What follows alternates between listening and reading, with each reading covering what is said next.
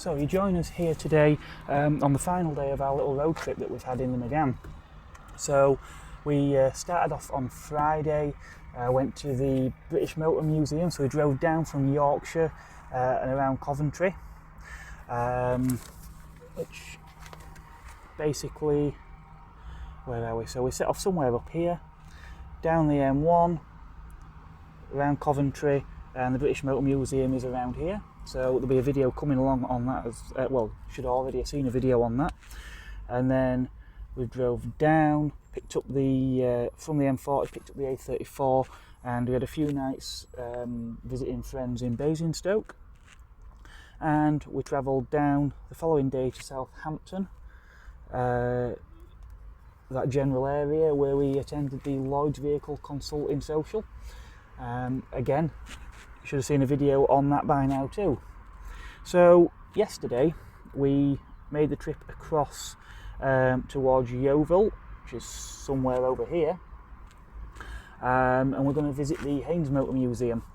We'll then be coming back up the M5, M42 around Birmingham to the M1, up through Derbyshire, Nottingham, and back up to Yorkshire. So to press, we've covered in the region of about 400 miles in reasonable, trouble-free comfort. I filled the car up yesterday. It wasn't empty, but we were down to somewhere between a quarter and a third of a tank. I worked it out. Obviously, I've been running it on Shell V-Power. When I did the calculation, since filling up before we left, the car has done in the region of about 45, 46 mpg, which I think is pretty impressive. That was over 370 odd miles. So now we're going to load up and then we're going to hit the road again.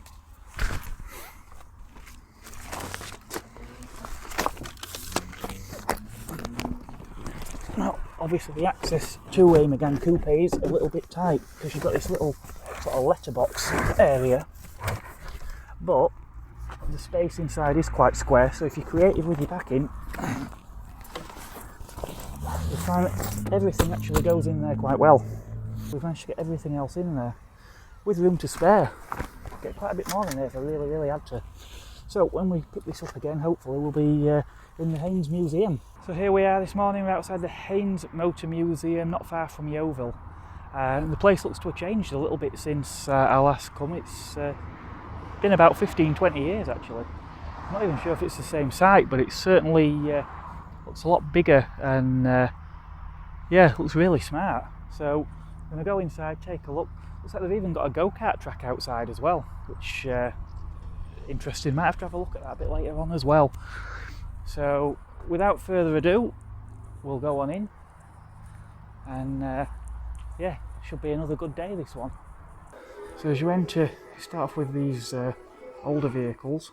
Some of them are over 100 years old. Really nice, interesting cars. But real highlight for me is this, known as the Red Room, for very obvious reasons. There's some really exquisite cars in here. These lovely MGs, 68 MG Midget, 1946 MGTC. I've actually got a model of one of those at home. There's a car my granddad always wanted, so I bought him the model, which after he'd passed ended up in my possession. And this appears to be a Alfa Romeo 1930 6C 1715 Gran Turismo. Absolutely stunning. We've got the Alfa script there on the grille and the badge.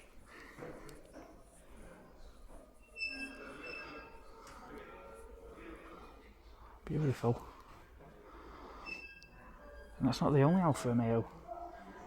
It's Alfa Junior GT. I actually like the 916 GTV, the hardtop version of these. A car I very much like but aren't brave enough to buy. And another Spider, I think this is the one they often refer to as the boat tail. one of the earlier ones. Certainly the prettier of the models. Maserati. I think this one a Merak. Yeah, a Merak SS. But very similar styling to the Bora, which is another vehicle I really like.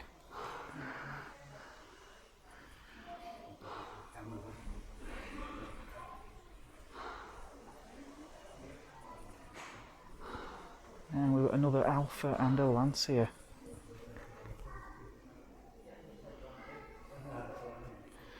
This is rather curious three-wheeler as well, reverse trike design.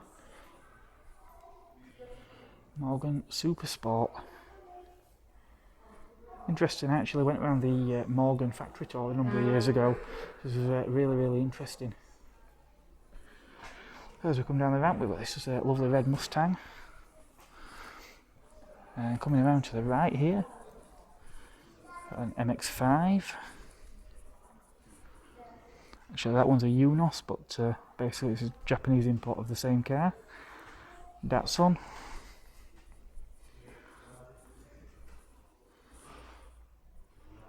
Jensen Healey.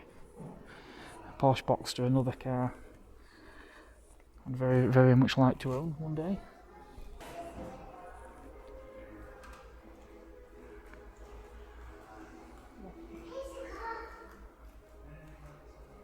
A Jaguar XKSS.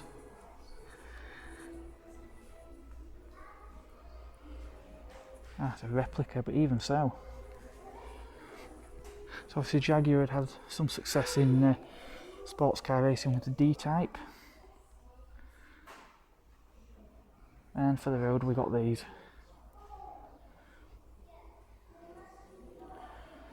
So obviously still looks a bit more race car like than what the E-Types did when they came along, but you can see that sort of family, that relation, that styling.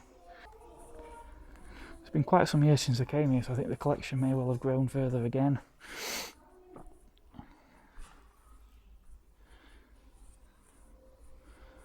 At Marcos, I saw a couple of these at a show a few weeks ago.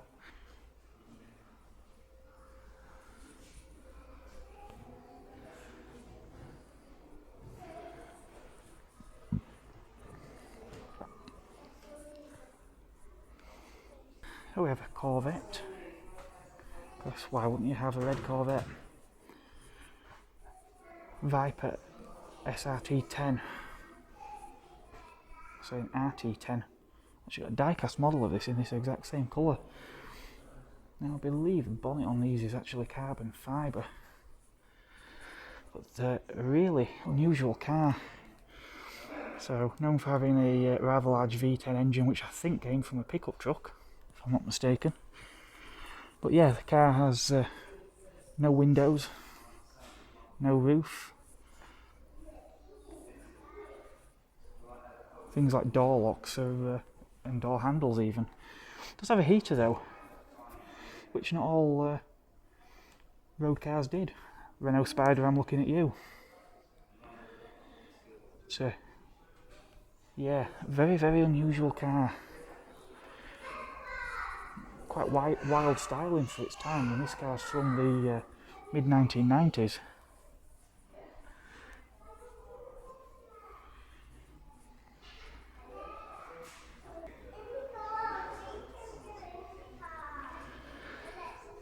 And probably one of the most famous cars in here, Lamborghini Countach. So these being the later cars with the extra bodywork on there. These extended wheel arches, these huge tyres, which I think at the time and even today are probably some of the widest tyres ever fitted to a road car. So I'm not sure which body this is. I didn't realise till a few years ago they actually did a higher and a lower body where the roof line was a little higher.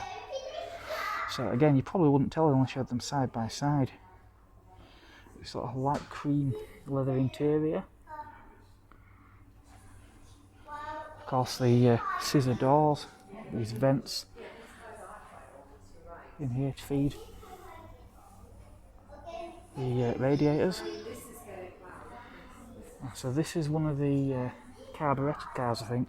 I'm sure the fuel injected ones had a larger hump on the back, which made it more difficult to actually see out of the back. Not that seeing out of the back was ever a strong point of these. The wing on the back, actually, I believe someone put one on and then customers wanted it, so Lamborghini actually fitted them. So this is obviously an S. I imagine it's the probably the 5 litre model. So those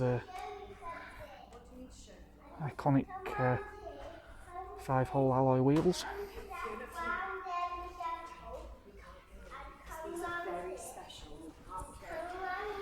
But, yeah, really nice car.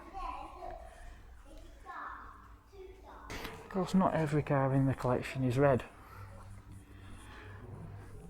but it doesn't make them any less impressive.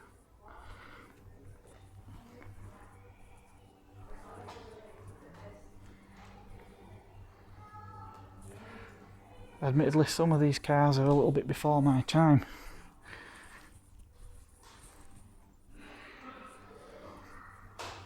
But still stunning and a very worthy part of the collection nonetheless. It's really admire the craftsmanship of some of these older vehicles.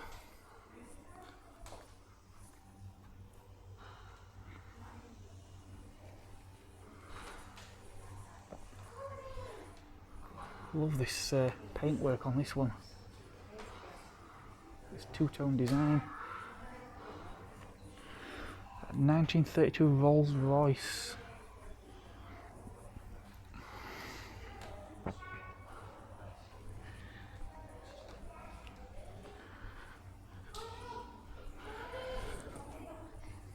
Yet another old Porsche, because no collection would be complete without one.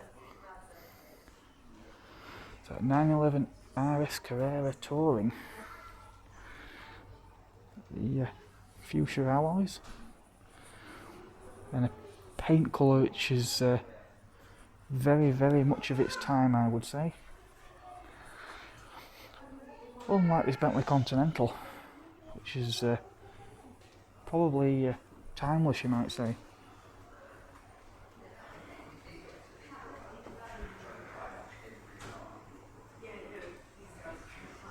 So under the lights on camera, this actually looks quite bright. I'd say it's a bit of more of a maroon coloured interior. So what we have here, viewers, is a 1973 Citroen SM. A car I like very much. It's obviously quite similar in some ways to the DS of the era.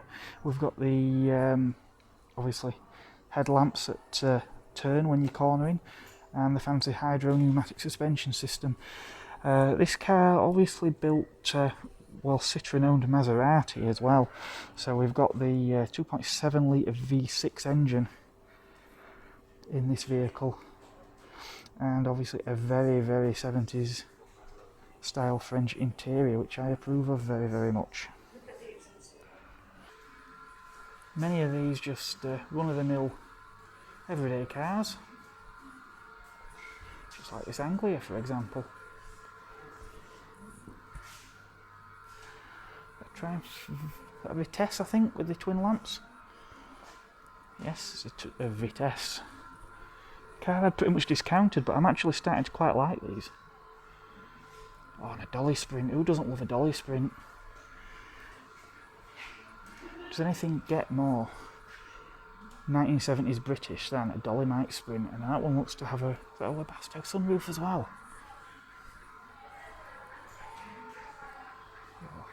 Oh, that vinyl.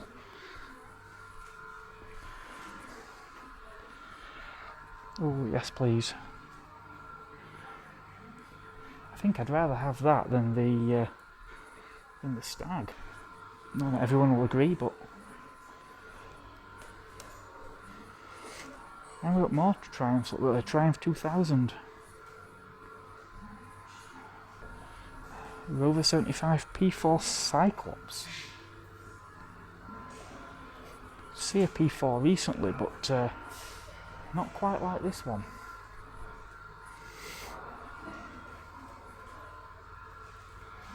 A lot of our younger viewers will forget, but once upon a time Rover was quite a prestigious marque to own.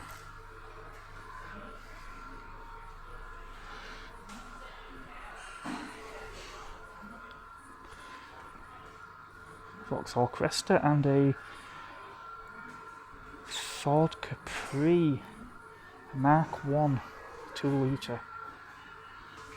Another car will come as no surprise to you that I like is the Rover P6. Again, this one being a 2000 as opposed to the mighty V8, but that doesn't matter, it's still an incredibly cool car in my eyes. Very advanced engineering for its day, with its trick suspension and the all-round disc brakes as well. This one being an early car has got the ticker tape speedometer as opposed to the rounded gauges. Do like those the way those rear seats are sculpted as well. Austin A35 Saloon, which looks tiny. I think a saloon car can be that compact.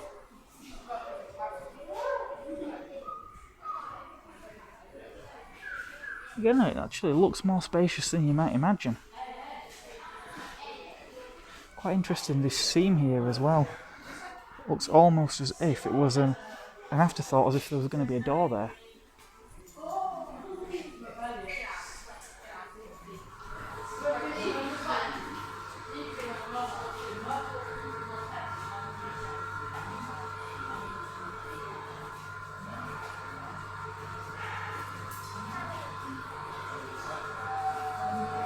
Oh, and there is an Allegro.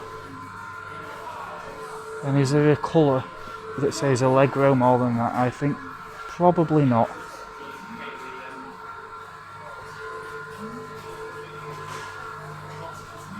Oh, and it's got the Quartec steering wheel as well, which was quickly dropped.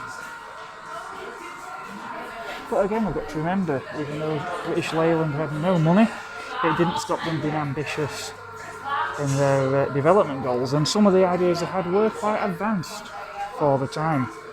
Here we have a Ferrari 308 GTS. Now, no car collection like this would be complete without some Ferraris. And the 308 is definitely one of those models that was a real star of Ferrari's lineup. Probably one of, I would imagine, probably one of the better selling Ferraris of all time. After the 308 we had the 328, 348, 355 and then on to the 360. This one being a Spider version with its soft top, but they still kept a glazed area at the back so that you can see the engine, because why not? After all, it's a Ferrari. Ferrari 250 GT. Incredible. Of course, not all Ferraris have 2 seats. Some have 4 seats, which means they do tend to depreciate faster, but there's still every bit of Ferrari nonetheless, like the 400i for example. Probably the colour I most associate with this car. But very, very nice car. And actually one of my favourite Ferraris, which I remember these being launched in the mid-90s, is the 456 GT. Now the 456 GT, again a 4-seat Ferrari, but with this one has a V12 engine at the front and a transaxle, meaning the gearbox is at the back to improve weight distribution. Now these were a very, very expensive car in the late 1990s, or mid to late 1990s, but yeah, extremely luxurious, and they were a proper 4-seater. Legroom, yeah, is not great, but for the type of car, it's pretty good. I'm actually told headroom isn't bad in these as well. These really were quite special, I think. And I think they were actually the fastest four-seat car when they were released, with top speed of around 190 miles per hour and a sub 5-second 0 to 60 time. But yeah, beautifully styling, and I think also quite possibly one of the last Ferraris to use pop-up headlamps. I've always loved the styling of this how this bonnet sort of splits from the bumper and back, splits there behind the wheel arch. You've got this vent behind, and of course that Pininfarina badge down there at the bottom. But as much as I could stay and look at this car all day, I do have to move on, quite sadly. I remember actually in the early 2000s I did see one of these for sale for about 25,000. Don't think you'd find one for that now.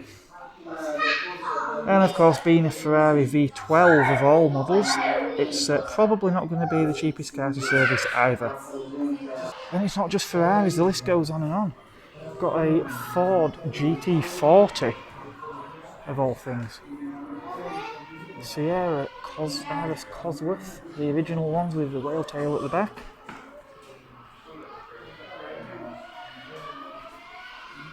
In fact, not one but two.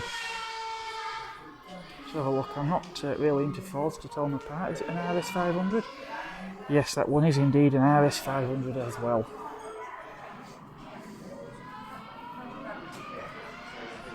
Another Sierra and an Escort.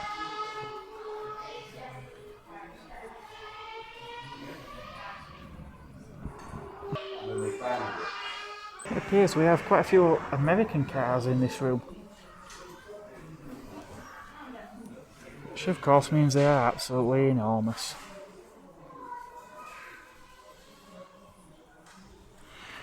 Previously not my thing, but I must admit, these days I do find them quite interesting. Obviously British cars of this era were generally much smaller. In fact, I'd say possibly about half the length of this one. It's so large, so vast, I can't even get it all in shot. I do love that floating roof design and that wraparound glazing there. Convertible hardtops obviously are not a thing, not something new by any stretch.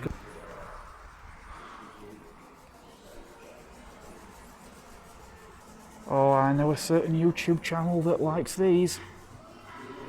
And it completely escapes me what this car is now.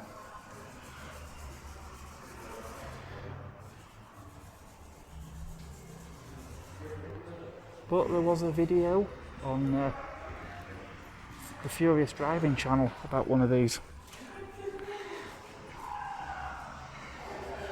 So to think, with these front wheel drive with the gearbox mounted in front of the engine. But yeah, really they've got this sort of streamlined styling in. Love how those grille vents extend all the way around the back here. Those little pop-up lamps as well.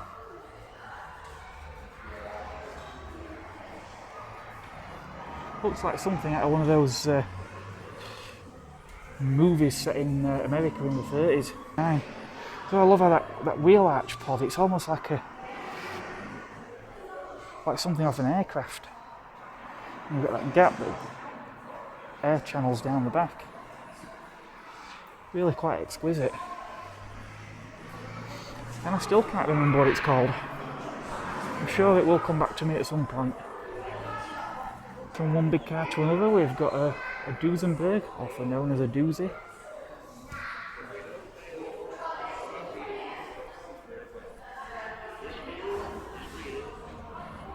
And another DeLorean. I saw one of these in a museum a few days ago, but that one was obviously kitted out like a Back to the Future car. This one obviously looks a little bit more stock.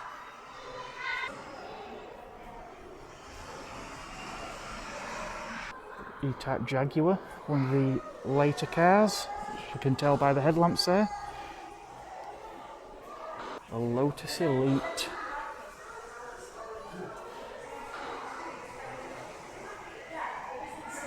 And the Elan. Perhaps some of the greatest British sports cars ever made just in this corner alone. Something I really like is this Turbo Esprit. Obviously in the black and gold, and when you see black and gold you automatically always think John Player Special. Yeah, in that area there were quite a few cars that were done as JPS models. Not sure if this one is or not, but it's certainly got that style to it. But older Esprits are actually getting quite expensive now.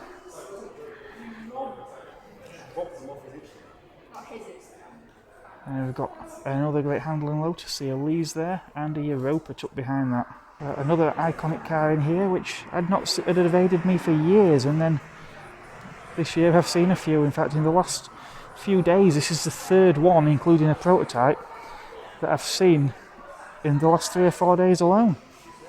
Of course, they're in museums, not out in the wild.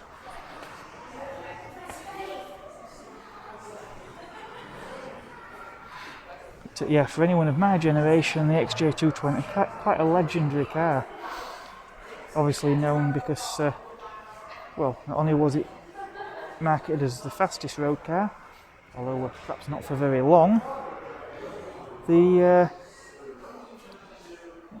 cars that were proposed were meant to be four-wheel drive with a V12. When they actually came to production,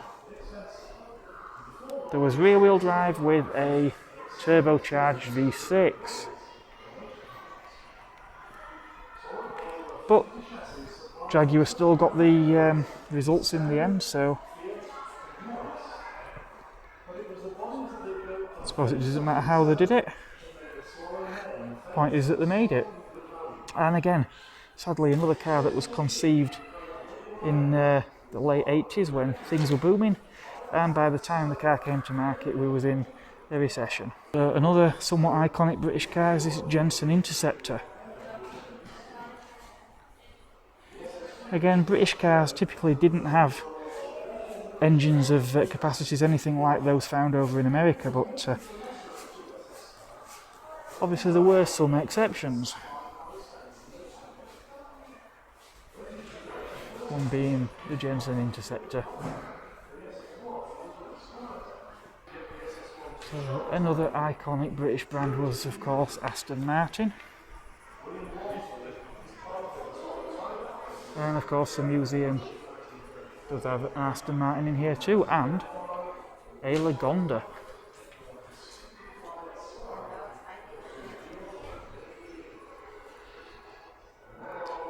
Again, a car that for many, many years the styling's just not really done it for me. Though, again, I imagine now there's a certain sort of retro vibe to these. And certainly a bit mad. This huge, boxy saloon car with pop-up lamps and this really angular styling. It's really something quite different.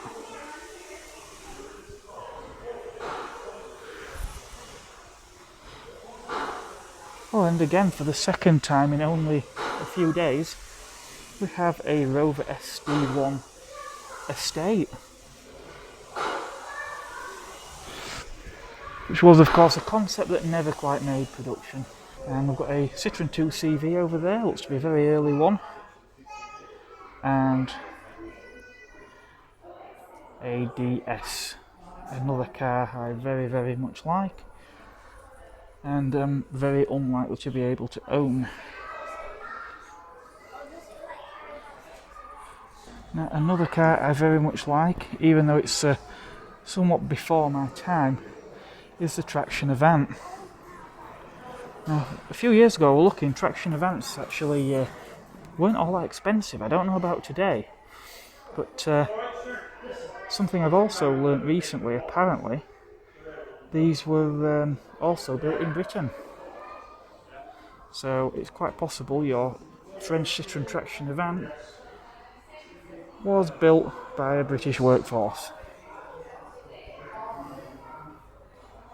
So I don't know if that helps with availability these days of parts.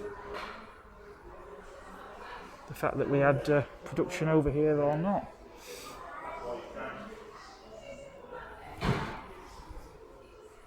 Probably never seen before is the Bricklin, actually referred to here as Canada's DeLorean.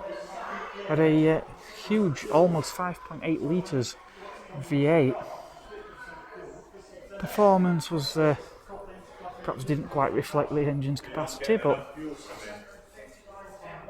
again, where will we be without a few weird and wonderful outsider sports cars? And sometimes the rarer a car or the bigger a flopper car is, the more interesting the story sometimes. Another car I don't think I've seen before is this DAF. Obviously DAF cars later ended up working with Volvo.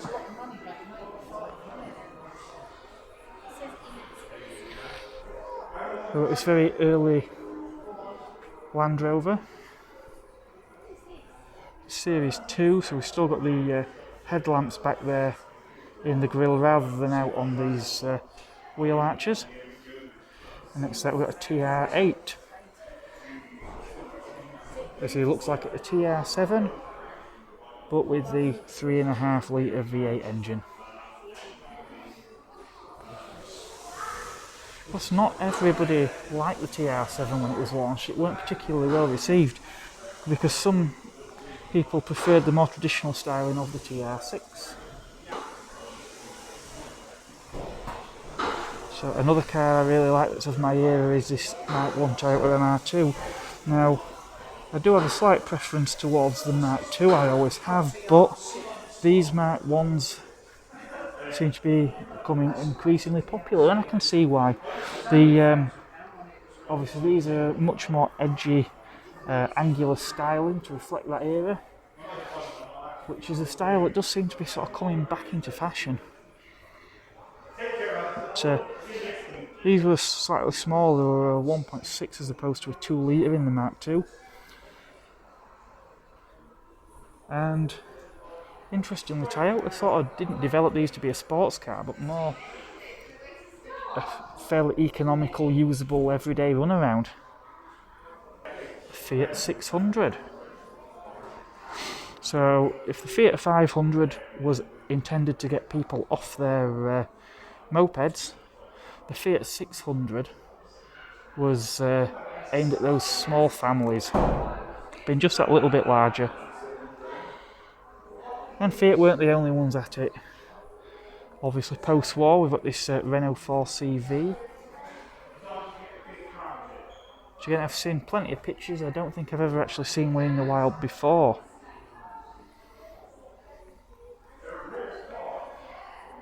I actually thought this was a bubble car, but it's actually, it says here, it's a Trojan 200 cabin cruiser. That does look snazzy.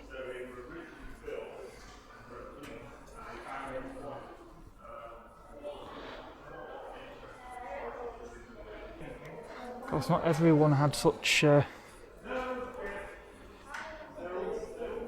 small utilitarian basic transport. Things like this Mercedes, for example. It's something of a modern day icon, the Mark 1 Golf GTI.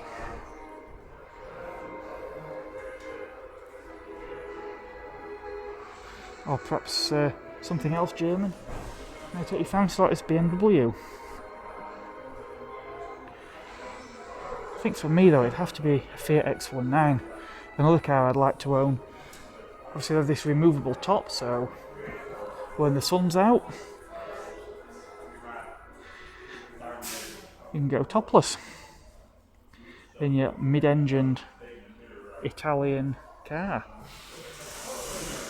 Obviously, Ferraris wouldn't have been within everyone's budget, but one of these quite possibly. You've got your pop-up headlamps, you've got your alloy wheels, you've got your removable roof, mid-engined, and of course styled by Bertone. Some of the cars were actually badged Fiats, and some, like this one, were badged the Bertone model.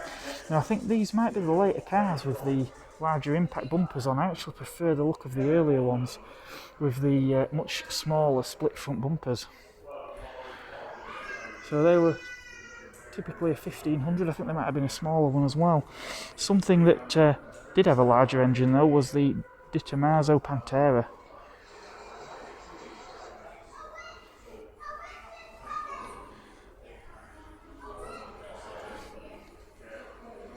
The 70s really did spawn some weird and wacky supercars.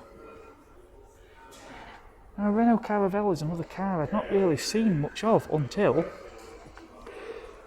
a couple of weeks ago when I saw one at a classic car show. Same colour as this one as well. Had your name on the waiting list for one of these, the Trabant.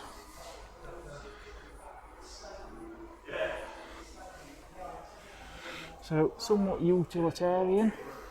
I think these may have been a two-stroke engine, but I think a lot of those cars were. Of course, I could be wrong. I think there was also made out of, I don't know if they were glass fibre or some other weird material, but again, I think these seem to have found a bit of a cult following now.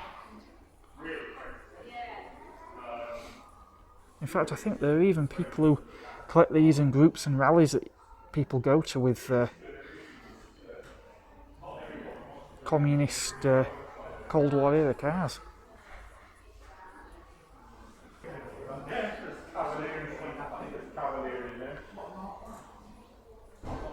(1994) Tatra T6134MI. And I'll openly admit I had to have a look and see what that said on the label, because I had no idea what this car was.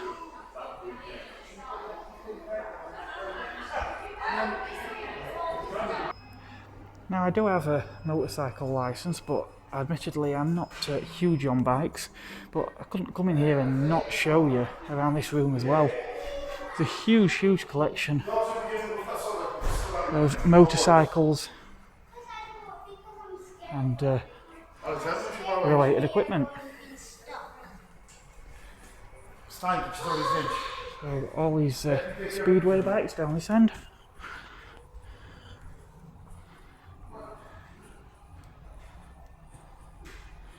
This is a vast collection of old motorcycles.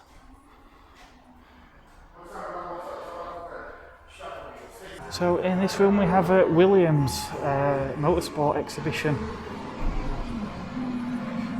These being some of the more modern exhibits.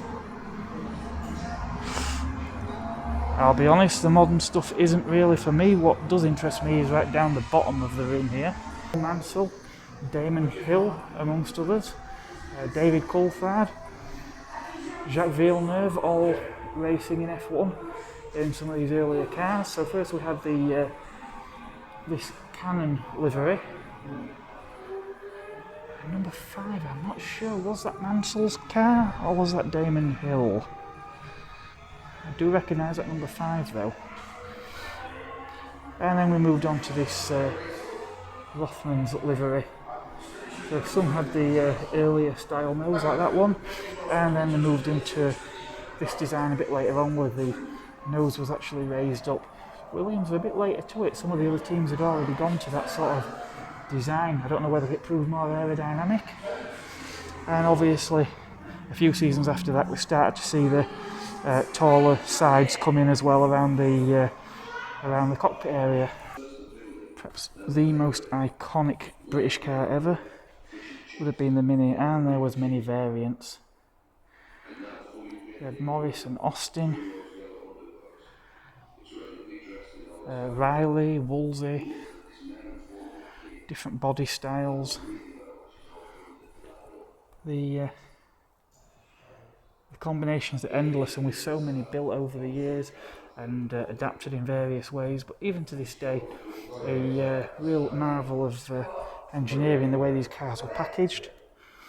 Obviously with the subframes, and we had an engine with a gearbox in the sump. But yeah, really well packaged. And to think that this car went on sale in 1959. Apparently I think they made a loss on the first ones as well because of how cheap they were. The bodies are actually produced and seam welded from the outside, hence why we have these gutters and these edgings that run around the edge. Some people do get the cars de-seamed.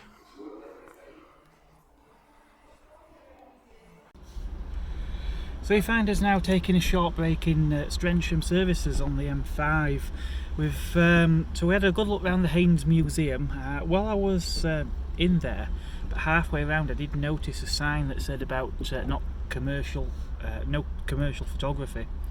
I did ask one of the staff, and as obviously this is for the channel and it's well, it's hardly really commercial, especially at the moment because I don't have enough subscribers or watch time by a long shot to be able to monetize. Should that ever change though, then I may have to readdress. There may be ways of adjusting the video so that it doesn't come under monetization. But yeah, it was a good day out and well worth the visit. We had a family of 4, 2 adults, 2 children. They had various options, not one for a family of 4 though. I think a family of 5 was £50 odd, what they called a family of 2, which was 1 adult, 1 child, was £23. So it cost us £46, but it's definitely a sizable venue, a lot of interesting cars in there, so possibly quite well worth the visit. So heading back up, there were a couple of routes. The way I was going to go was across to Taunton and then up the M5, but Google Maps suggested there was some traffic issues at Taunton, so we took a detour and well, to be honest, it said the quickest way was up by Bristol, which I was a bit sceptical about, and probably for good reason, because lo and behold we hit traffic near Bristol. So as I say, we've just stopped, had something to eat at Strensham, and to press we've covered just short of 550 mile over the space of 4 days, and it's going to be about another 150 mile or so home up through the West Midlands, where we'll probably hit traffic again, and then onto the M1, Derbyshire past Nottingham, and back up into Yorkshire. But it's been an enjoyable few days. It's been a good test for the car as well, which as I said, has been running well to press, so fingers crossed that continues to be the case. So until the next one, bye for now.